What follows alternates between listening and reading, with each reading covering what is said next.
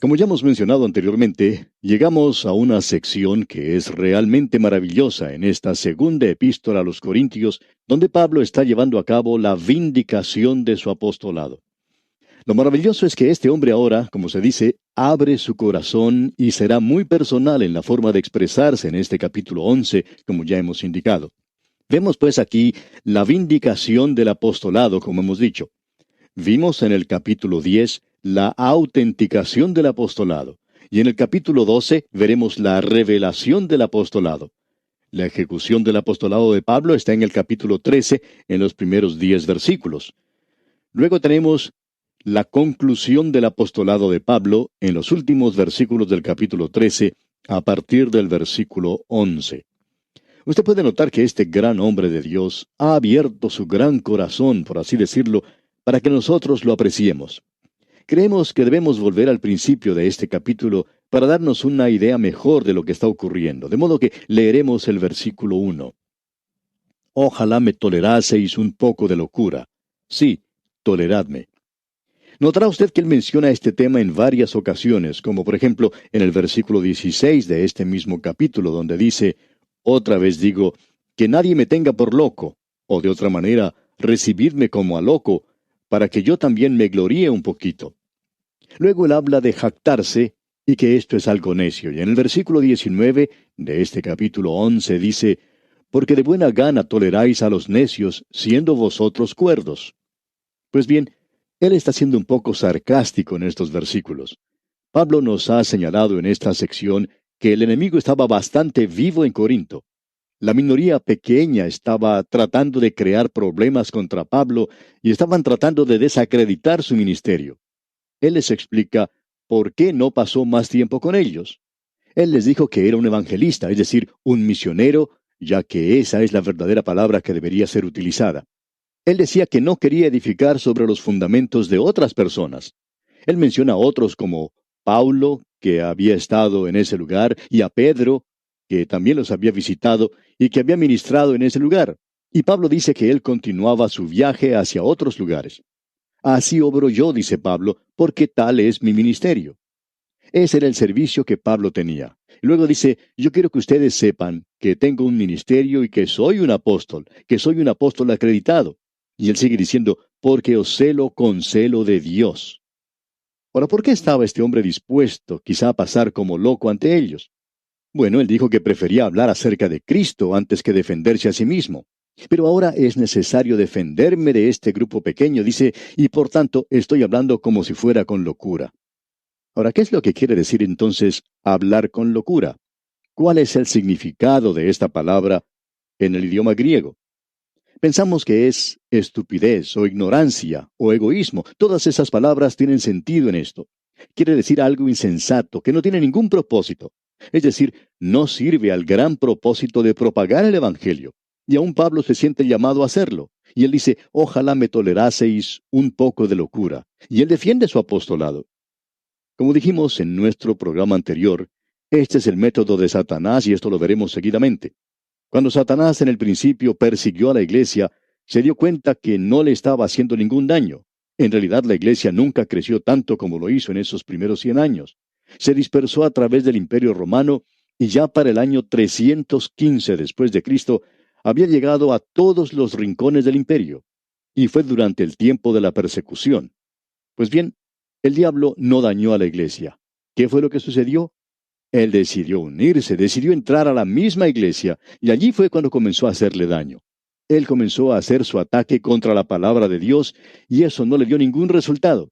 Entonces, él hizo lo que siempre hace, atacó a los hombres que creen y enseñan la palabra de Dios.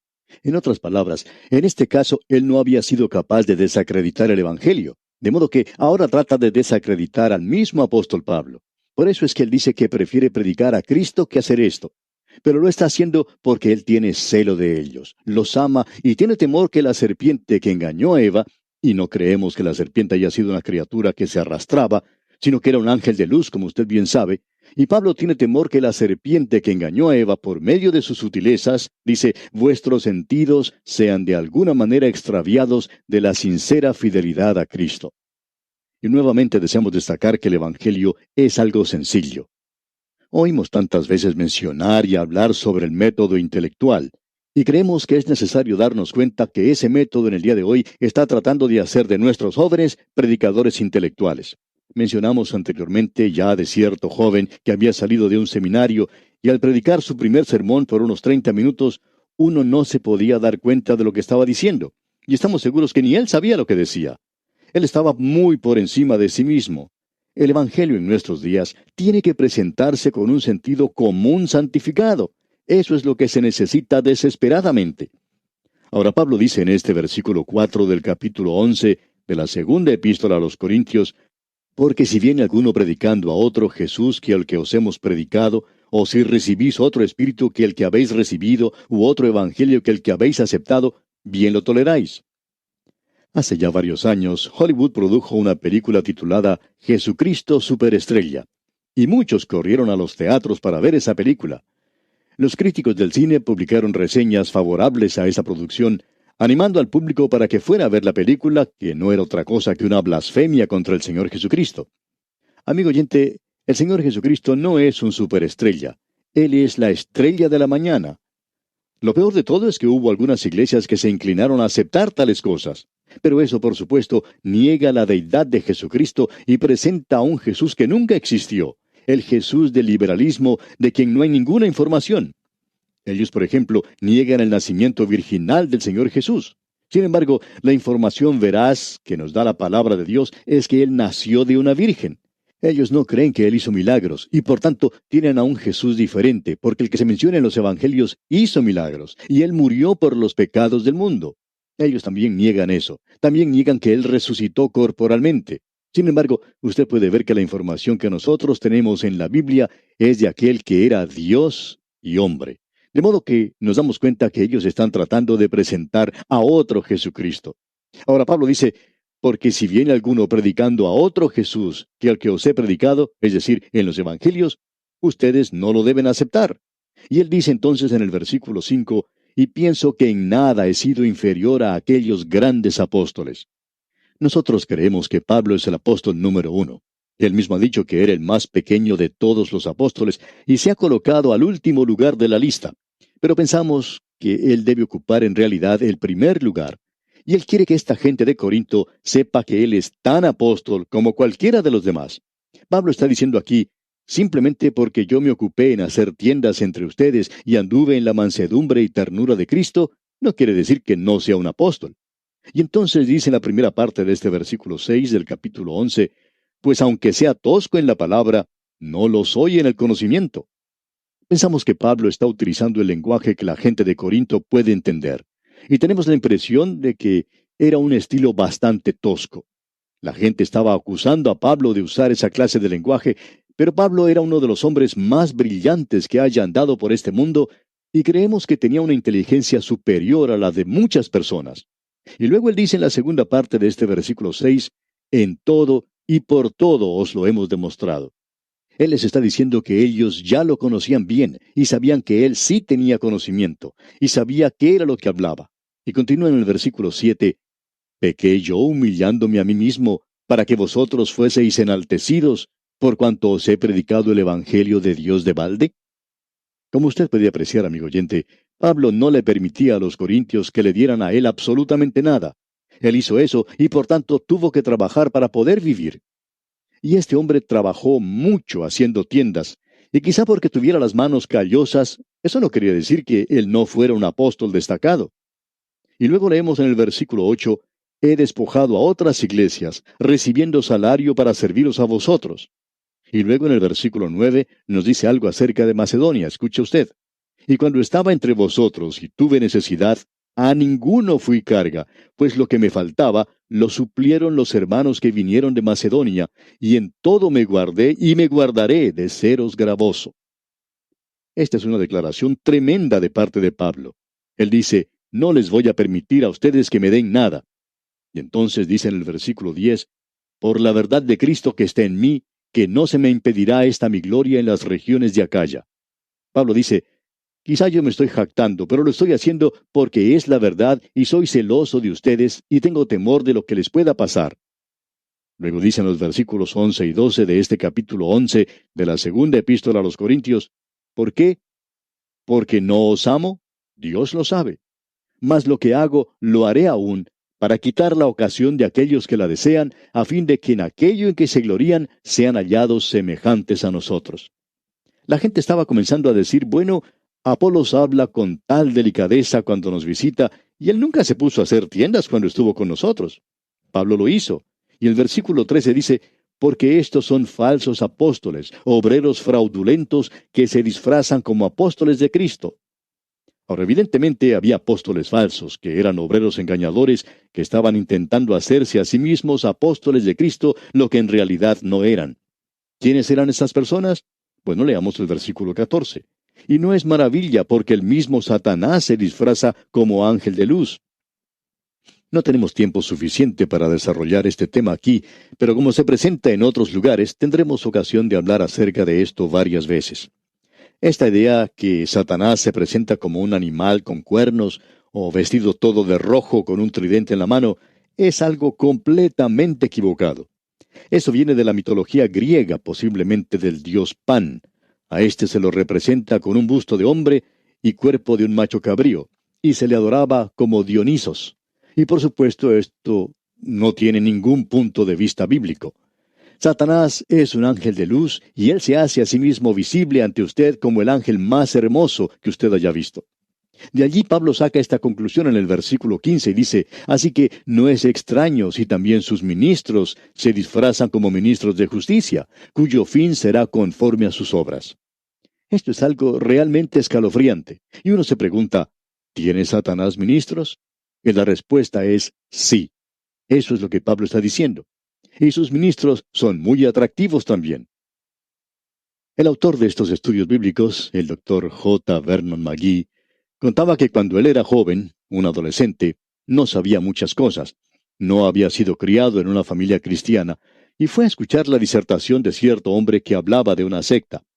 Este hombre leía las preguntas que la gente de la audiencia le había presentado, y decía el doctor McGee que él pensaba que la siguiente pregunta que dicho hombre mencionaba no se la había hecho nadie, pero él quería destacar algo y dijo, alguien pregunta, he notado que usted tiene una aureola de luz sobre su cabeza. ¿Puede explicar eso? Y el doctor McGee dijo que aunque se fijó con cuidado, nunca pudo ver ninguna aureola de luz que rodeara a dicho hombre. Pero usted puede darse cuenta, amigo oyente, lo que este hombre estaba haciendo. Él se estaba haciendo a sí mismo un ministro de luz. Y todos los ministros de Satanás se glorifican a sí mismos. Y usted puede darse cuenta cuando un hombre está predicando en la sencillez de la palabra de Dios, o si él está predicando algún otro Cristo, o predicando otro evangelio diferente. Veamos ahora lo que Pablo está diciendo en los versículos 16 y 17 de este capítulo 11 de su segunda epístola a los Corintios. Otra vez digo, que nadie me tenga por loco, o de otra manera, recibidme como a loco, para que yo también me gloríe un poquito. Lo que hablo, no lo hablo según el Señor, sino como en locura, con esta confianza de gloriarme. Esto es insensatez. Pablo pide que se le permita hacer eso. Y luego él continúa presentando una gran apología. Leamos los versículos 18 y 19. Puesto que muchos se glorían según la carne, también yo me gloriaré, porque de buena gana toleráis a los necios, siendo vosotros cuerdos. Créanos, amigo oyente, que Pablo está utilizando aquí mucho sarcasmo. Luego dice en la primera parte del versículo 20, pues toleráis si alguno os esclaviza, es decir, si él le está predicando a usted sobre la ley. Luego finaliza el versículo 20 diciendo, si alguno os devora, si alguno toma lo vuestro, si alguno se enaltece, si alguno os da de bofetadas. Acepte eso usted. Pero ahora Pablo dice, permítame decir estas cosas. Y escuche usted lo que él tiene que decir. Llegamos nosotros ahora a una porción donde queremos decir lo siguiente. Cuando uno llega a esta parte, se puede dar cuenta de todas las cosas que este hombre ha sufrido, las cosas que ha debido padecer, y uno se da cuenta que lo que uno está haciendo es un juego. Yo no he sido en realidad un siervo de Cristo dedicado completamente. Escuche usted lo que Pablo tiene que decir. Leeremos los versículos 21 y 22, ya que ellos se explican por sí solos. Para vergüenza mía lo digo, para eso fuimos demasiado débiles. Pero en lo que otro tenga osadía, hablo con locura, también yo tengo osadía. ¿Son hebreos? Yo también. ¿Son israelitas? Yo también. ¿Son descendientes de Abraham? También yo. Pablo dice, yo puedo apoyar mi genealogía, no hay ninguna duda acerca de ella. En el versículo 23 el apóstol continúa, ¿son ministros de Cristo? Como si estuviera loco hablo. Yo más. En trabajos más abundante, en azotes sin número, en cárceles más, en peligros de muerte muchas veces. Escuche lo que dice, yo soy más. Y yo pienso que podría decir que soy un ministro, pero Pablo puede decir, bueno, yo soy más. Y prosigue en el versículo 24, de los judíos 5 veces he recibido 40 azotes menos uno. La forma de castigar en esa época era haciéndolo de cierta manera que no causara la muerte de la persona. Y para que los castigados no murieran, les daban 13 azotes en un costado, luego 13 azotes en el otro costado, y 13 más en la espalda.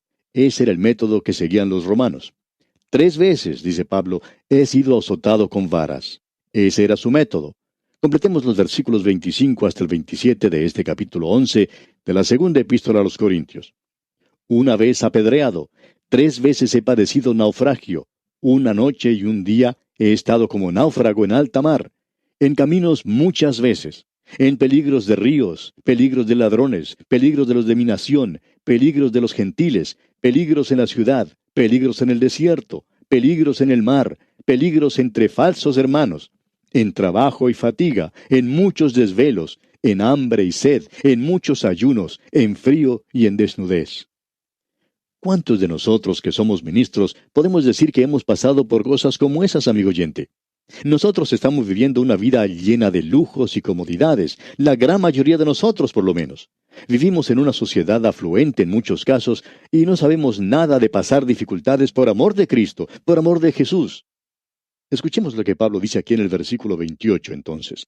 Y además de otras cosas, lo que sobre mí se agolpa cada día, la preocupación por todas las iglesias. Quizá muchos de nosotros sabemos lo que es la carga de una iglesia, pero hay muchos pastores que tienen que sufrir mucho hoy. De eso nos podemos dar cuenta fácilmente. Escuchemos lo que Pablo dice en los versículos 29 hasta el 31 de este capítulo 11 de su segunda epístola a los Corintios. ¿Quién enferma y yo no enfermo? ¿A quién se le hace tropezar y yo no me indigno? Si es necesario gloriarse, me gloriaré en lo que es de mi debilidad. El Dios y Padre de nuestro Señor Jesucristo, quien es bendito por los siglos, sabe que no miento. Pablo dice, aquí está mi informe. Ahora, este es el informe de un ministro del Señor Jesucristo. Y él continúa diciendo en los versículos 32 y 33 de este capítulo 11, en Damasco, el gobernador de la provincia del rey Aretas guardaba la ciudad de los damasenos para prenderme, y fui descolgado del muro en un canasto por una ventana y escapé de sus manos. Ninguno de nosotros conoce en realidad lo que es esto. Qué vergonzoso tiene que haber sido el dejarse bajar por la pared dentro de un canasto. Puedo hablar de mí mismo y no de los demás, y yo pienso que otros pueden decir la misma cosa.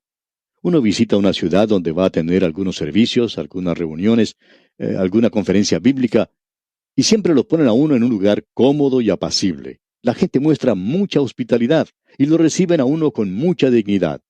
Pero imagínese usted lo que le pasa aquí a Pablo. Lo tienen que descolgar del muro en un canasto por una ventana. Eso es muy vergonzoso, amigo oyente.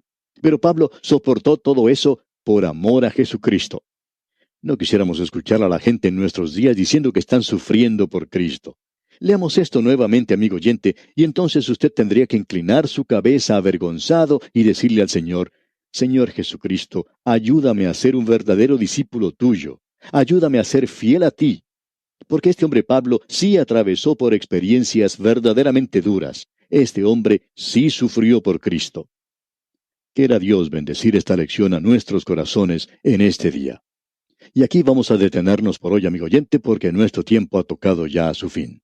Continuaremos nuestro estudio de esta segunda epístola del apóstol Pablo a los Corintios, Dios mediante, en nuestro próximo programa, cuando entremos a estudiar el capítulo 12, un capítulo destacado en esta segunda epístola a los Corintios. Le recomendamos que usted lea todo este capítulo y se familiarice con lo que Pablo está tratando, de manera que esté preparado para nuestro próximo estudio. Y le invitamos también a que nos acompañe. Será pues hasta nuestro próximo programa. Que Dios le bendiga abundantemente.